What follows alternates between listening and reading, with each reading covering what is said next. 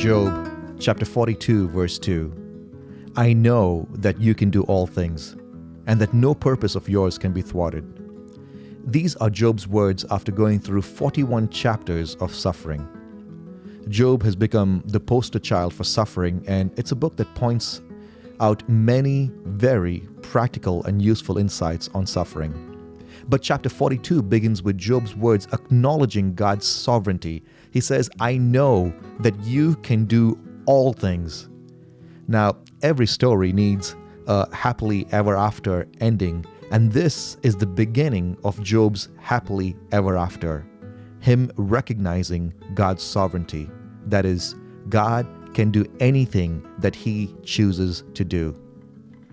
This truth about God can make some of us a little nervous because we were raised with the idea that absolute power corrupts absolutely. But you see, God is not a man that can be given into bribery or injustice.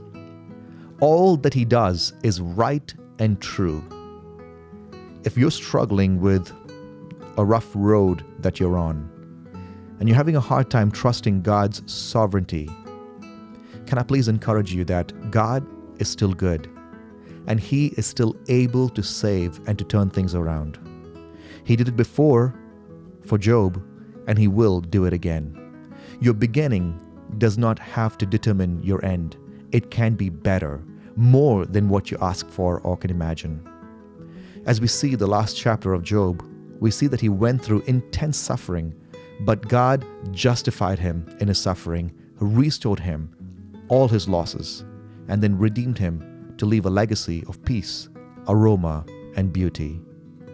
No matter what you're walking through today, can you trust that God is good, He is sovereign, and He can do anything that He purposes to do?